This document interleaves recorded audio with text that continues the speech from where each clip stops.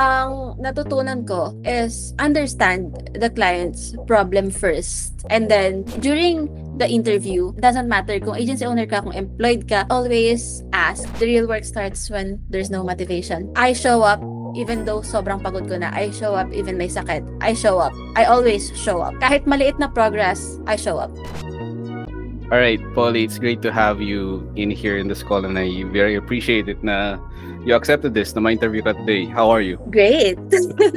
ang vague nung great. Pero, yeah. Oh, good. Thank you for having me. Super excited. For sure. And yeah, I'm excited as well na makapag-provide ng value sa mga makikinig nato and manonood neto. And so, actually, without further ado, let's not waste time here kasi there are people who will be watching this, and ikaw rin, you're already a busy person, and so let's just dive into it. You've recently had one of the biggest wins na nakita ko sa loob ng Colony community.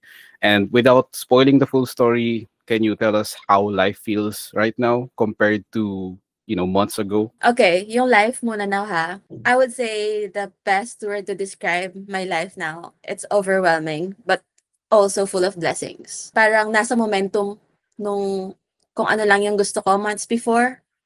Tapos andito ko ngayon sa height ng momentum na yun, and I can't just stop. So it's overwhelming, but also it's a good problem. Overwhelming so far dahil dun sa progress na nagawa mo. And you've managed to land, if you can correct me if I'm wrong, you've managed to land like 3 6-digit deals in a span of only 2 weeks. And so I know we'll dive into that later kung paano mo yung nagawa, but can you walk us through what was going through your mind nung nangyayari lahat ng yun? Lagi ko sinasabi, am I capable to do this? There's a lot of questions. Nagda-doubt ka? A lot of doubts, actually. Like, yun nga, yung feeling ko yung imposter syndrome nagki-kick in. Kasi parang, am I actually capable to do this? Kasi yung 6 digits na to, we can do this in less than a month. We can finish the project in less than a month. So, ang question ko is, kaya namin to, pero dapat ba ako talagang nandito? Alam mo yun, yung mga ganong tanong. Gets. nagsistart Do pa you lang ako deserve it? Ganun. Oo. Sabi nga nila, hindi ka mapupunta sa position na yan kung hindi mo kaya. For sure. Yeah. So, I pushed myself na kayanin. Kasi andito na ako. Yeah, for sure. And meaning I'm capable. There you go. And congrats dun sa deals mo, by the way. Now that narinig nila, and now that I'll be having this on my YouTube channel, we'll be celebrating your win sa loob ng Colony community. And so, first time kong sabihin congrats. Naging quick yung storytelling natin. Nag-start agad tayo with your success. And so, let's take a step back. Start tayo with a bit of context and who you were before the Colony community. So my question to you is, out of nowhere, wala tayong introduction eh. So like, can you sort of like introduce yourself? Sino ka ba, who you are, what you do, and where are you from? Stuff like that. Okay. So, I'm Polly Lorenzo. Nag-start ako sa virtual assistants or sa freelancing world years ago pa. I started as social media manager, and then I realized it wasn't my forte. Naging executive assistant ako, na na-promote sa project manager, napunta sa HR side. So basically, I wore a lot of hats in this industry. And then I joined a lot of community. I even paid for some. Kasi working as a freelancer or a virtual assistant, you don't have anyone beside you na you don't have a workmate, diba? So I joined a lot of communities to learn. I joined a lot of communities para mag-connect kung ano na yung mga nasa trend, ano na yung mga dapat kong matutunan kasi it's a fast-growing industry at saka mabilis din dapat yung learning process mo in this industry na kasi walang magte-train sa'yo. And then, community happened. The Colony. Actually, yung mga video mo kasi, ingay mo kasi sa TikTok. So, sa TikTok mo nakita? Yeah, sa TikTok kita nakita. Sumasali ako dun sa first 1,000 ba yun? First 600 people. Oh, first 600 people dun sa community. I was using Go High Level already, but I didn't know its automation uses. I was just using it for newsletter, for onboarding. Tapos, ang ingay mo sa TikTok about Go High Level and its automation and AI and SaaS, and it all sounds interesting. And then, I want to join. And then, nilimit mo sa 600 yung first na papasok. Yeah. And in the first 2 minutes, nag-chat pa ako dun sa live. Di ako nakasali. Yeah, ubus agad. Ubus agad. Sarado agad. Sarado agad. Hindi ako nakasali. So, okay, fine. Hindi ako nakasali sa 600. Bad trip na ako nun. Tapos, nakasali ako after a few months. Yung first rule dun sa community is to introduce yourself. It's not first, hindi siya katulad ng ibang community kasi I didn't have to pay for it. Okay. And Yeah. meron na agad resources na available. And second, hindi siya katulad ng ibang community na parang nakaka-pressure Sure. na introduce yourself, meeting agad, ganyan. So, nag-introduce yourself lang by posting. Hi, I am Anna, ganyan. This is what I do. So, that's how I started. And then, dun sa community kasi, di ba merong level? Yeah. May certain level na ma-reach mo bago mo ma-open yung ibang resources. And Sure. to achieve that level, you have to parang communicate with other people within the community. Yeah. So, ako, bilang gusto kong makita yung mga resources, sayang at libre, hindi ako mahilig comment, hindi ako mahilig mag-like, but I had to do it.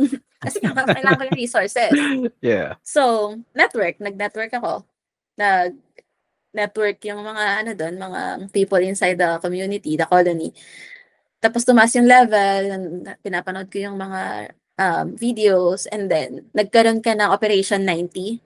Yeah. Yung 90-day coaching program.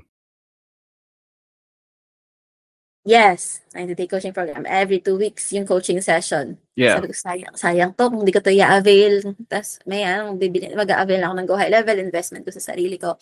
Wala namang bayad yung community, walang bayad yung resources. Yung Go High Level lang na subscription. Para sa akin din naman. Tapos ang nasa isip ko, paano kumikita to? I remember even asking you that. Paano ka kumikita? Yeah. Naalala ko rin yun. Yun. Tapos, ayun, sumali ako. Sabi ko, mawala sa akin. Wala naman siyang kikitain. Ba't niya ginagawa to? So, wala. Pakialam sa kanya. Sarili ko na iniisip ko. Yeah, and nung nag-join ka sa community, ano yung expectations mo? Pagka, the moment na nag-join ka, nakita mo may resources, and then you started engaging with people, ano yung parang expectations mo or main goal, kumbaga? Actually, I didn't have a lot of expectations. Kasi it's free. Kasi nga, yes, exactly, it's free. At saka, if it's free, you expect people na mawawala na lang sila eh. I'll join and then ghost na. Kasi it's free naman eh. Diba? Yeah. Pero kasi nga, since required yung mga tao na mag-interact with each other, nagkaroon ng parang, kailangan ko i-open yung community ngayon, what's new?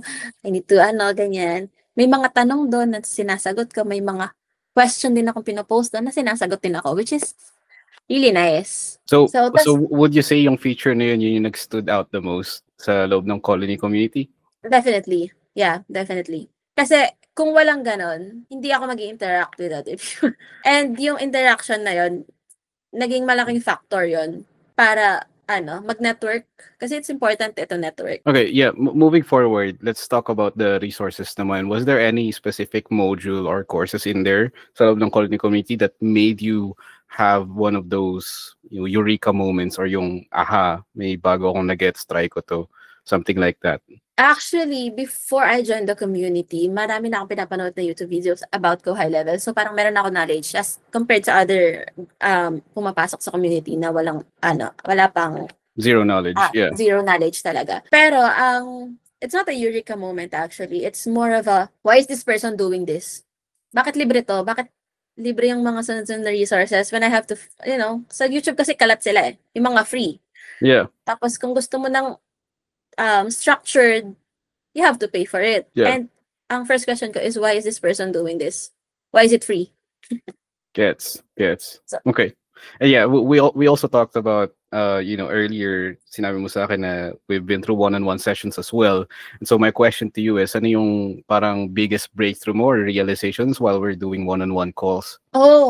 Not really a realization, but one of the things that I'm really grateful for dun sa coaching session was hindi lang tayo nag-focus sa Go High Level coaching. Yeah. Actually, it's more or less sa Go High Level, but focused on my goals as an and individual. How to achieve it. Yes. Hindi lang siya learn ka Go High Level. Kasi if you want to learn Go High Level, go to Go High Level, ask their support, yung mga ganon. Yeah. Yung mga technical, kasi lagi siyang may updates. Sure. Pero, nag-focus tayo sa kung ano yung, which is what I like about the coaching session. Kasi, hindi ka focused na matutunan ko yung go high level, yung mga hindi ka focus na matutunan mo tong feature na to, hindi siya ganun. Yeah. Focus tayo dun sa goal ko and yung steps kung paano, anong ginagawa ko to achieve that goal. I remember, I even had a time na nahihiya na ako makipag-meeting sa'yo. Kasi parang wala pa akong enough progress from our last coaching call. Yeah. Sabi ko, pwedeng delay natin yung meeting kasi wala pa akong progress. Kasi focus dun sa goal ko, hindi dun sa, which na-push ako lalo na gawin yung Naman mo na gusto ko. held accountable ka. Yes, exactly. There you go. And paano nakatulong naman sa'yo yung combination ng community access and alongside the resources and also yung one-on-one mentorship? Paano nakatulong sa'yo yun na na-fast track yung progress? Combination of the two, yung coaching sessions and the community, I gained confidence. Kasi during the coaching call, I'm a student, you're the coach. Sure. And then I have to ask questions. You teach me. You Yeah. taught me Alex Hermosi, which is I'm very grateful for. Pero dun sa community, I tend to answer some questions, lalo na dun sa mga nagsistart. I know I started na meron ng edge kasi I used Go High Level before. So, within the community, nag-answer ako ng questions. And when you answer questions, when you teach other people, mas nag-gain ka ng confidence. Mas nag-gain yung communication skills mo. At saka mas deeper yung natututunan mo when you do the teaching. Yeah, I agree with you on that. It's a next level learning if you're teaching a certain topic. And so yun yung pinapoint out mo, right? Yes, exactly. What's one piece of advice na nakuha mo sa akin in one of those coaching calls or even sa private mga text messages or WhatsApp DMs? What's one piece of advice na binabalik-balikan mo pa rin and you still use till this day? One piece of advice? If meron man. Alam mo, nakakatawa kasi ang unang pumasok sa isip ko yung Pocari. Pocari Sweat? I have it here. Nakinig ka pala talaga. Di ba sinabi ko sa'yo nga? Kung ano yung cheat code sobrang ko. random, di ba? Yeah. Sabi sa'yo, hindi siya focus sa goal. Yeah. Kasi eto nga, meron akong coffee. Very, coffee person. I have to stay awake. Coffee. Pero kasi at the same time, caffeine, nawawala yung focus. Yeah. Tapos sabi mo, try mo Pocari para ma-electrolytes ka, you have energy. Sabi ko, the night after I tried that, effective. So, Na-try mo? Baka tayo namin sa'yo agad. Yeah, ngayon ko lang nalaman. And I think yung mga manonood tuloy natin ngayon magpo-Pocari Sweat na. Kailangan natin ng sponsor ng Pocari. Baka yan na yung isipin nilang cheat code na cheat code sikreto. Cheat code talaga. Kasi on a real note, it keeps you hydrated and parang better alternative siya sa caffeine, right? So, exactly. Yeah.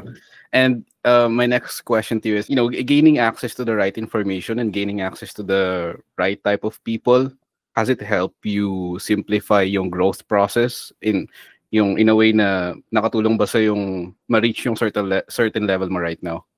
Oh, definitely. Especially the resources that we have in the colony. It is structured in a way na kung paano mo siya dapat matutunan. Sunod-sunod na. Yeah. You don't have to search for it. It's not cluttered, di ba? So, ang focus ko dati, to finish at least one video per day. Pero since kasi sunod-sunod siya, you tend to go to the next video na agad eh. Sure. So, since sunod-sunod siya, feeling ko kasi masyadong maunti yung attention span ko. Yeah. Pero since we have yung sunod-sunod, tapos di ba meron yung progress sa isang lesson, for example, we have another sub-lessons, yung progress mo doon, nakikita mo. So, parang, okay, I have to do this. And para kang meron ka ng blueprint na nakaserve sa'yo. And then you even had a roadmap, di ba, na sinend na free sa mga email. Yeah. Now, that's very helpful. Kasi parang, may susundan ka na. May magte-take action ka na lang. Ikaw na lang inaantay. Yeah. You have the steps. Would you say spoon-fed ng information yung tao sa colony community? Spoon-fed na nga, tas kino-coach pa.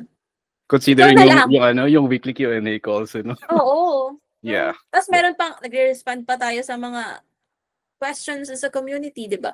So, we have question, may mga sasagot.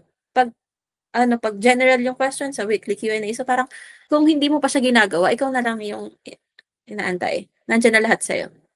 Yeah, that's awesome to hear. Now, let's move on to getting back into knowing more about your story and your progress. And so, let's break down yung recent win na nagkaroon ka. And so, earlier, we talked about yung tatlong deals na na-close mo just recently.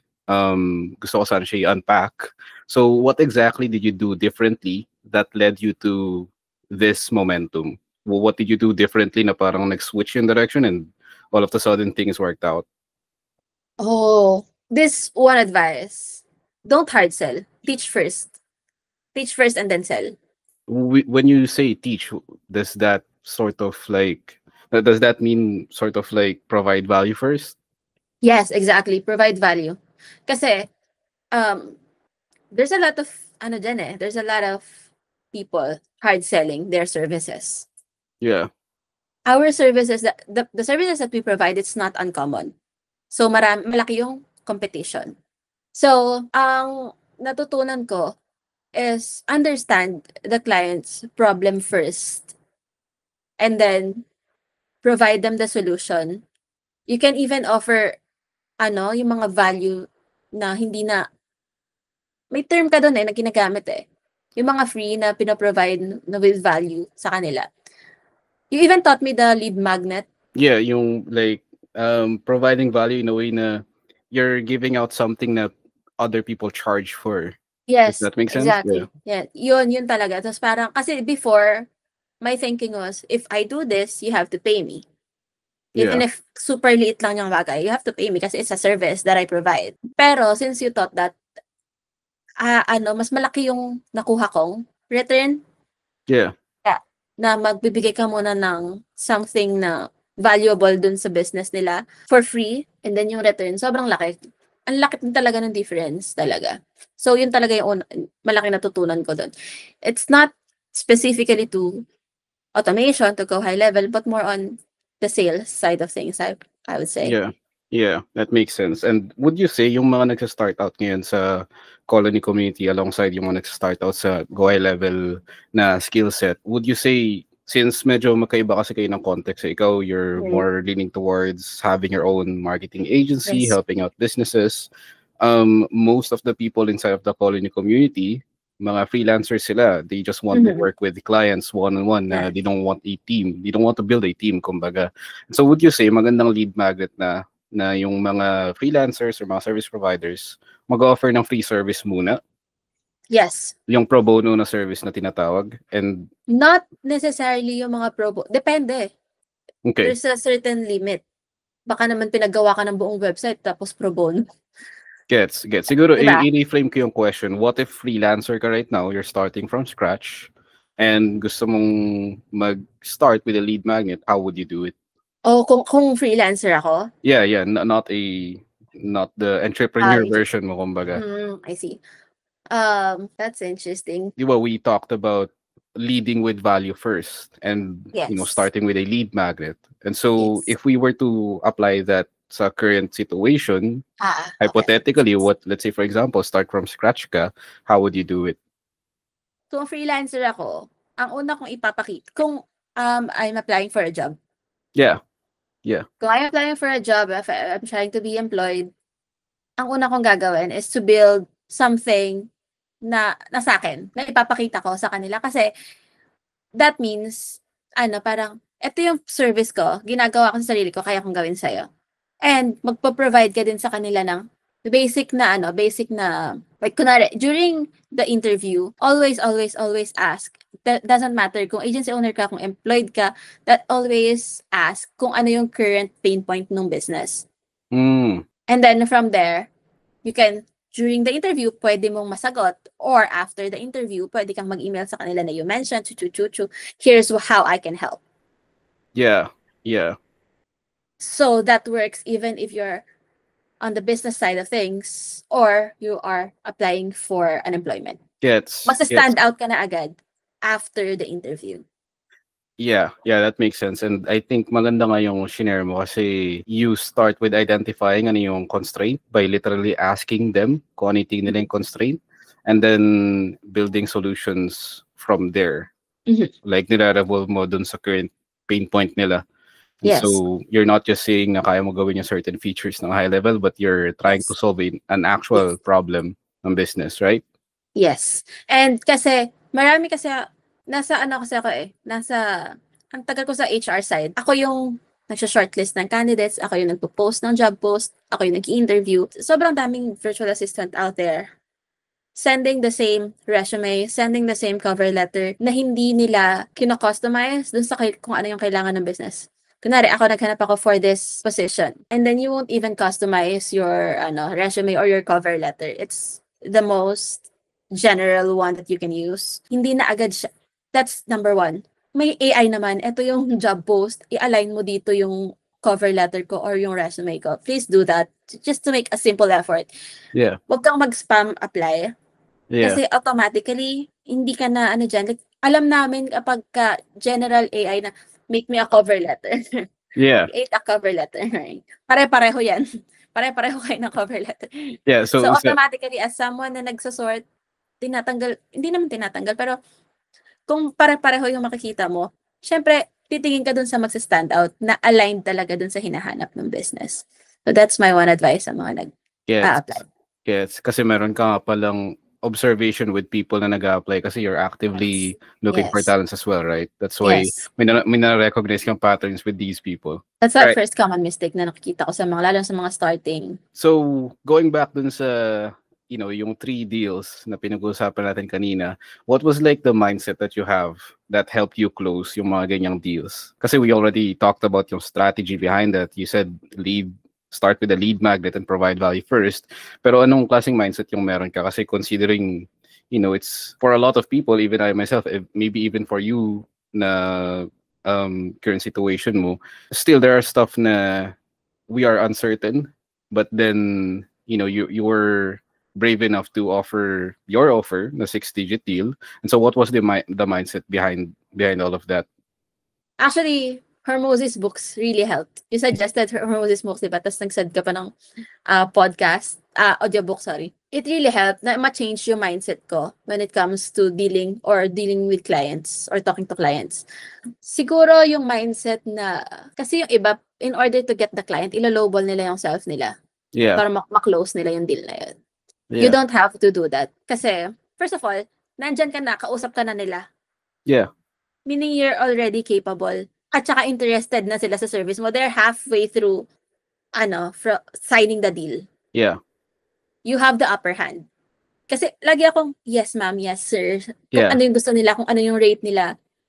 But that book changed my mind na, since you're meeting with me already, we're already at this point, I have the upper deal. So, ang ginagawa ko, I don't really disclose the price upfront. It's more on understanding what their problem is, and then I'll create a scope with a price on it, and if they would be honest naman if they can pay for it. Kasi nga, during the communication, nakikita ni client yan, nakikita nila yan, kung nagigets mo yung problem nila or not. Yeah. Kapag nafe-feel nila na you understand their problem and you can have a solution to their problem, they'll pay money for it. They don't care how much it is. May mga tatawad. I haven't had that experience before. May mga tatawad. Pero you can always negotiate. Don't negotiate your price, negotiate your service. Yes. So, if ito yung budget nila, okay, we can, gantong service yung natin. Diba? Pero, kapag kasi nag-negotiate sila ng price and then same service yung i-offer mo, you're just saying na the value to your service can be lowball. Yeah. Yeah. So, negotiate your service, not your price. Yeah, that makes sense. And I think just to kind of break down sa mga viewers right now, or yung nanonood na tong interview, I think what you're trying to say is if they are trying to negotiate with you or tinatry baba yung rate, you can lessen the features or lessen the services na ino-offer mo rather than having the same service and then baba yung rate. Tama? Yeah. Yes. Got it. Yeah, let's move forward dito sa next question ko. What do you think you finally understood about client psychology, or maybe even we can say na human psychology, or sales, yung sales side of things? What do you think you finally understood sa areas na yun that you didn't before? So, kasi nakita ko na yung side nung ako yung nag-a-apply, and nakita ko na din yung side na ako Na ikaw yung yung nag-hire. naghahanap for them. So, I would say na kapag kapag ang client naghahanap na ng virtual assistants from the Philippines specifically, yung iba kasi they have the mindset na agad na magagaling yung mga tao sa Pilipinas and you can just pay for half the price na kailangan mong bayaran sa US. Yun lang talaga kasi yung parang biggest advice dun eh. Always mong tamaan kung ano yung pain point nila. And then, may tinuro ka sa akin during the coaching call eh. Yung parang wave of emotions. Parang ipipinpoint mo, lalo mong didiinan yung sugat nila dun sa business nila. And Yung then you'll provide solution yeah, para may matuwa term sila. ako for that eh. Sabi ko, asinan mo yung sugat nila. Highlight it. Aasinan mo yung sugat nila and then you will provide solution. Bad aid. Matutuwa sila. So parang, uy. And then, ulitin mo ulit. Oh, so ito yung problema mo. Ito yung solution na kaya ko ibigay. At ito yung um, magiging possible result when we do this. So parang sila merong excitement na agad. That, oo nga yung, minsan kasi nga, there are clients din na sometimes they know their problem but they don't feel it Yeah. as much, di ba? Yeah. Pero kung ipipilit mo siya like parang ipipinpoint mo, like, kumbaga, you're always going to get on their sugat. Yeah. Highlight lang ng highlight sa pain point and then present yourself as the solution sa pain point nila na yun, right? Exactly. Gets. Exactly. So doon nagre-revolve around yung sales vision mo, kumbaga. Gets. Okay. And it's working. I mean, obviously, your results were so far just recently. It's a massive result, and again, congratulations on that. But my next question to you is how did you build trust quickly with these clients, especially sa price point na 6 digits and alongside mga monthly retainers with that? How did you build trust quickly? Oh, I would quote you on this. Lagi mo sinasabi to. Make your offer so good that it's feels stupid saying no. Yes. That they would feel stupid saying no. Okay. So, ganun lang kasimple yung sagot mo dun eh. No?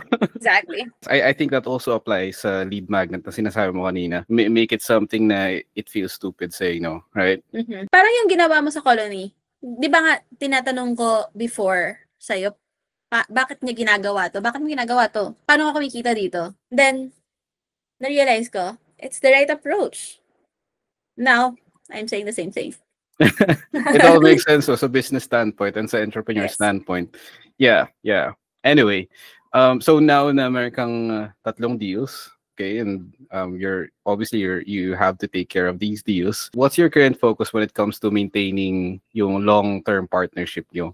How would you be able to do that? Okay, so yung mga deals na na-close recently, they can be built up once. But what I did is to have a monthly retainer. Kasi once they're built, yung mga troubleshooting part during the first few months, ayaw ko ipahandle sa iba. That's why I said na we have a minimum retainer na in order na make sure na yung na-build namin is, properly working. Yes, exactly. Yung monthly retainer na yun, which is 6 months lang. But also, within those 6 months, yung client retention, meaning you always have to communicate with them, you always have to update them, and I'm currently building that system within dun sa business namin. Currently building that system na whenever they do have a problem, we always have the solution for it. And if we don't have the solution for it, we will not say, oh, we don't know how to answer that. We will just say, we will figure it out. We'll be looking into it. Yes. It's a very common line na ginagamit ko rin just to share with you. Kasi I think I told you about this last night. Ang pinaka napapansin kong strongest, yung strongest na nasa-sense ko sa yung mindset is malakas yung confidence mo with your ability of figuring it out later. Na kahit may stuff kang hindi alam, you have this confidence sa sarili mo na you'll figure it out later, right? Yes. Yun din yung tinatatak ko sa utak ko na everything is available to learn. For sure. There's a lot of resources. Free resources. And yun, parang ang nasa akin, parang I can learn this. Yeah, I'm with you on that. And I guess that's why, sa level nating ganito, it's very usual na we say, we'll look into it. We'll figure it out later, And I think I also agree with you when you said na maraming resources online and information. we don't have a sort of like scarcity sa Exactly. resources. Yes. Actually, what we lack is people na willing to take action, right? Yes, exactly. So yeah, let's now move forward with siguro with your self-reflection side of things naman. When you think about these wins, considering this year, you mentioned to me earlier na naging goal mo na magkaroon ng sarili mong marketing agency or agency na you're handling a team. When you think about these wins na just recently, nakasign ka ng multiple deals under 2 weeks, which is very impressive. Do you feel more proud of the money or the growth, or is it the mindset na na-build mo? Oh no, definitely not the money. Definitely not the money. Yun din yung common mistake kasi freelancing, virtual assistants, online work is marketed as easy money. Upo lang, pindot lang, money. But what I appreciate the most is yung learning. Kasi these clients, they trusted me and I have to do my best na i-prove na they're trusting the right person. Sure. And I'm also trusting other people na handle ko. I'm also learning to trust other people because before I tend to do it all. Everything. I can do it, I can do it, I can do it. But now I need to delegate in order to elevate. Wow. Iko-quote kita dun. Okay. You need to delegate so that you can elevate. Tama? Exactly. Yeah, iko-quote kita dun. That's a good one. That's a good one. Baka yun yung maging title na itong interview mo. Honestly. That's a good one. Maganda siyang highlight. Diba? Ano nga yung question ulit para Anong area ka, which area do you feel I'm most grateful proud for. of? Proud Mhm. of? Is Proud it the of. money, the growth, or the mindset, or anong domains pa? Oh, definitely the mindset. Kasi yung money, pwedeng mawala yan sa'yo. Yung growth, pwedeng mag-stop. Yung mindset, you don't have the money, you don't have the growth, you have that mindset. You can grow and you can earn the money. Gets. Easily. Yung mindset, nag-change. Kapag nag-change yung mindset, everything will change. Yeah, and would you also agree with me na yung mindset and knowledge, you take it with you forever. No government, no entity can take it away from you, right? Exactly. Yeah, I'm with you on that, and that's actually a nice answer. I only have like my last several questions in here. So, if you could go back to the version of yourself before joining the Colony community, what would you tell her now? Like, say, for example, let's just say, kasi nagkaroon ka ng transformation this year, hindi lang dahil sa Colony community, kasi that Yes. happened somewhere in the middle. Pero this year, your goal was to have your own business or marketing agency, right? And so, if you could talk to a version of yourself last year before this year happened, what would you tell her, considering you're going through this right now? Oh, don't find the motivation to do it. Just do it. Okay. Would you say the real work starts kapag wala ng motivation? Motivation, madaling gawin kapag may motivation. Just like what you said, the real work starts when there's no motivation. Gets. Doon ako mas naging proud sa self ko. I show up even though sobrang pagod ko na. I show up even may sakit. I show up. I always show up. Kahit maliit na progress, I show up. That's a good one. And, paano nakatulong sa'yo yung small progress every day? Would you, I know it's quite a vague question, but gusto ko pa i-touch more into it sana kasi a lot of people, mahirapan lang ng konti, ma-overwhelm lang ng konti, or mawalan lang ng motivation ng konti, they just stop right there. And so, gusto ko lang marinig thoughts mo when you said just a small progress every day. Ano ba yung main goal mo, why you said that? Oh, kasi I had that time, I think last year, nagkaroon ako ng malaking parang yung achievements, yung progress ko, doon ko ina-attach yung kung ano yung deserve ko. Ganun. Kung ano yung dapat, things like that. And I need to have a big progress in order to reward myself something. Pero, one of my clients said na, give yourself some grace. You're doing good. Even the small steps, even the small wins, they are a step. So, di ba nag-share ako dun sa accountability group natin na it's okay to have some rest. You give yourself some grace.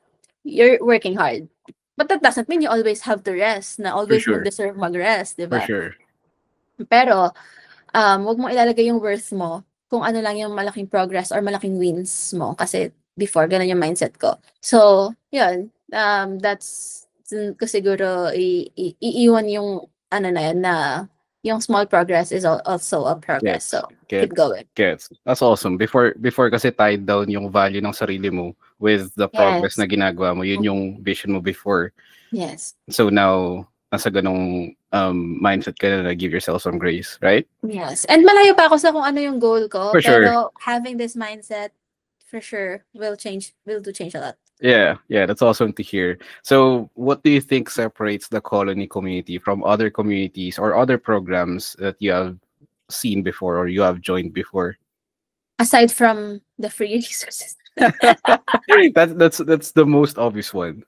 Yeah. Yeah, so, well, that's one. Kasi ano nga, as I've mentioned before, it's already structured for you to parang ikaw na lang ang gagalaw.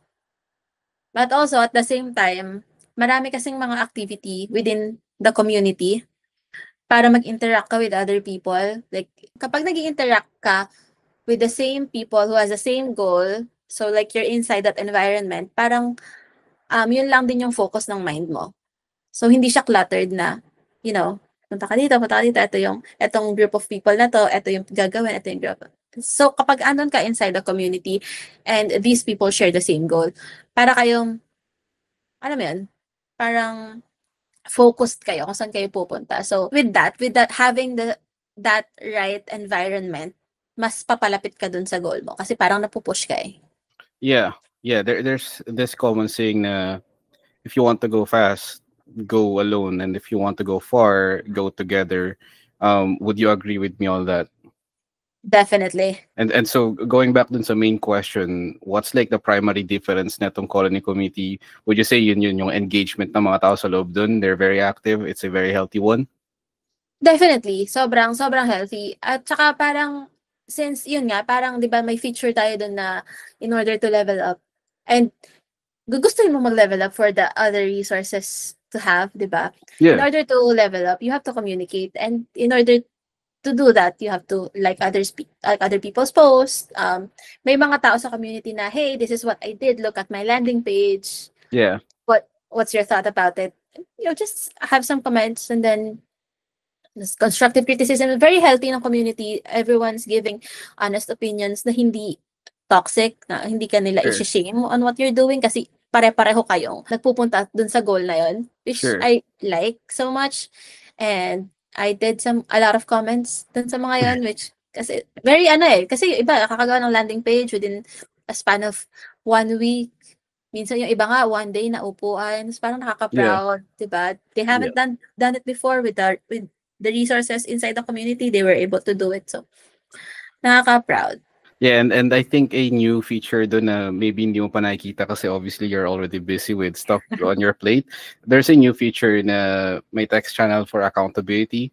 And so they look for their accountability partners, accountability buddies, they connect with each other. That way, hindi na ako yung main monkey guy na sumasayaw sa harap just to keep everyone entertained. So it's an actual community. And so ayun, I just wanted to share that with you, and maybe yung mga listeners neto hindi rin alam yun. So I actually didn't know that. Ayun, I know. Kasi mentioning that. medyo inactive ka na yun. So medyo busy ka na eh. I get it. Don't worry. Na-mention ko lang sa'yo, we're already doing it. Yung meron tayong accountability circle, right? And so Yes. and sa experience ko, even yung mga accountability circles before, it helped me out a lot. I know it's helping you out in some sort of way, and definitely yung nasa Colony community, then it's helping out a lot of people as well. So yes, I agree with you. Sinabi mo kanina na ang daming activities, and it's an actual community na people engaging with each other. Anyway, let's move forward to our last couple of questions. Now that we've talked about yung current situation mo, what do you think is next for you now that meron ka ng momentum? Well, what's like your next steps from here? Diba, I've mentioned na wala pa akong client acquisition system. Sure, yeah. These are just coming from referrals. So that's my next goal. Magkaroon ng stable client acquisition system. Yes. That's awesome. Actually, we should talk about that in a different call. Exactly. I'm down for it. Yeah, we can talk about that. All right, and for members of the community and for freelancers na nakikinig sa recording na to, yung mga people na nagtatry pa rin mag-land ng first client nila, bukod dun sa na-mention mo earlier about the cover letters and how they Mm. introduce themselves, what do you think is the biggest mistake that they are making kung bakit hindi sila nakaka-sign ng client? Mm. So, yun yung number one na na-notice ko. At yung minention ko kanina, yung sending a general message, Yeah. sending a general resume. Second, siguro ano na, kasi ano na yun di ba? Yun yung very first step na touching with the client is when you're applying, lalo Yeah. na kung nasa freelancer side ka. Yeah. So, yun, always mong check yung job post kasi minsan there are hidden instructions in there. Tapos ika-customize mo to what they're looking for. And pangalawa, do some research about the business that you're applying for. Be intentional sa iyong approach. And then another thing, don't apply for kunwari 1-2 applications per day and then you're expecting na bukas meron ka ng client. No. Try as much as possible to reach out. If wala ka pang nalaland na first client, marami tayong available na platform for mag-send ng application. So do that. Be intentional sa iyong mga application. As I've said, customize, make some research about... Make it personalized, right? Yes. At saka make some research about the business. Yeah. That you're applying for. Kasi minsan, nasa interview ka na, hindi mo pa alam kung ano yung business, kung sino yung business na ina-applyan mo. So that's already a red flag. Sure. That's a pretty valuable advice, and babalik lang sa foundations na it's not enough to reach out to 1 or 2 every day. Yes. And expecting na within 2 weeks meron ka ng opportunity. Yeah, exactly. Sa laki ng competition ngayon sa gantong industry, that's not enough, definitely. Yeah, that's not enough. Yeah, I agree with you on that. And what's one piece of advice you'd give someone who wants to start getting opportunities like you did? So if someone wants to reach your level, kung nasan ka right now, what's one piece of advice that you'd give to them? Where should they focus their energy first? Feeling ko same problem nung nag-start ako dun sa mga coaching session natin nung una. Sinabihan mo rin ako na masyadong general yung gusto ko. Yeah. Focus on your strength. Focus on niche ng client na target mo, na confident ka na gusto mo ding makipag-work with. For example, ako, di ba sabi ko, na marami na akong experience sa construction businesses or skilled industry. So, doon ako nag-focus. Aside from the landscaping industry na gusto ko pang i-explore. So, having that, which is already provided in the roadmap na pinoprovide mo in the community, nandun na yun, di ba, na mag-niche down ka, focus ka sa target market mo, focus ka sa target na services mo. Very important yun, feeling ko, kasi ngayon, ang dami mong pwedeng gawin Ang dami mong pwedeng offer na service, ang dami pwedeng matutunan online. Pero pag nag-focus ka sa kung ano yung dapat mong gawin na align sa personality mo and sa skills mo, mas mabilis kang mag-grow dun sa path na yun.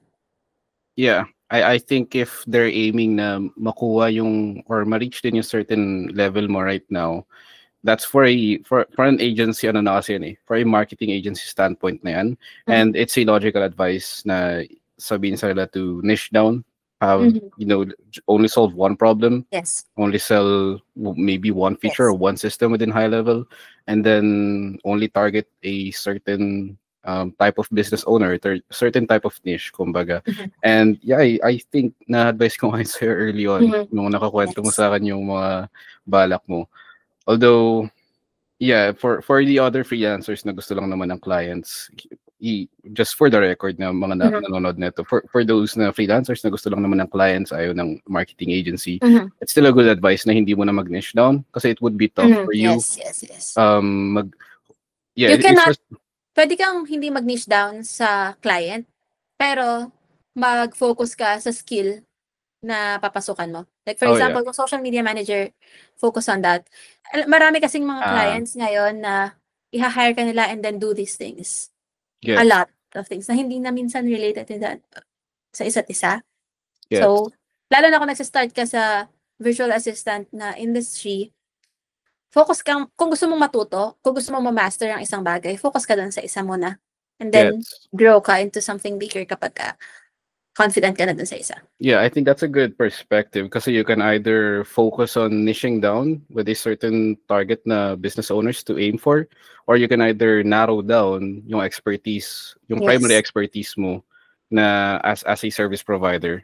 And so I Mhm. think that would make sense to a lot of the other people na gusto lang maging freelancer, ayaw Mhm. ng headache of hiring a team or whatever it is. Mhm. So yeah, that being said, I have like my last two questions here before we wrap this all up.